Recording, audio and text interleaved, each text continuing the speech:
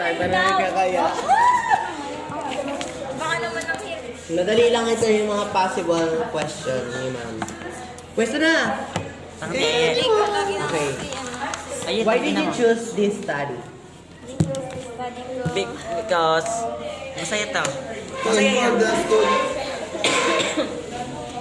Ay. Anong tanong? Where's my phone? Why did you choose this study? I don't know. Choose this study to What? to express feelings. Pare? Express so Pare nga. we chose this study to understand the experience Kaya of nga. high school students in academic pressure. Hindi, ikaw na sasagot. You, Ayesha. Bobo kasi ng tanong. Akala ko kayong bobo. Kinuha ko lang yung kay Marga. Why is your research important? Lagi.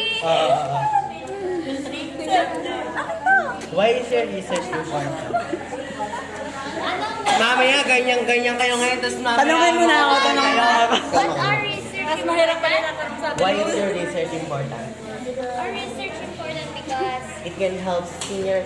It can can help help senior high senior high school students, students, parents, teachers, Yes, to yes. not become ganun-ganun sinabi. Hindi ba may stress? stress, di ba siya? Kasi di ba pinag-usapan natin yung stress sa academic? Sorry.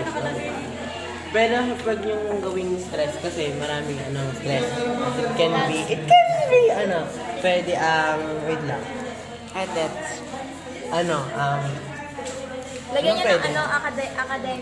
Academic pressure, academic stress. Ulitin mo tanong. Why is your research important? Ay, important pala, hindi pala joke. Ay, important. Sa pala, who will be interested in your research? Basta pag may ganun, sasagot nyo lang is students, teachers, and also parents. Ano ang tanong? Who will be interested in your research? Student, teachers. Hindi lang yun. Percentage siya. Anong tanong ulit yan? Ito, galing kay Marga. Why is this a problem in your research? Pero pag tinanong, bakit? Ano nga yun? Ano ba? Bakit? Putang ina.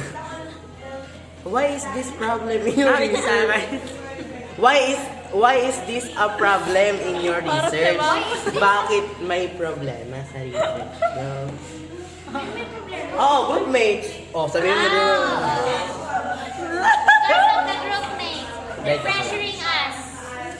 Ako ba? Tanong mo kaya ako.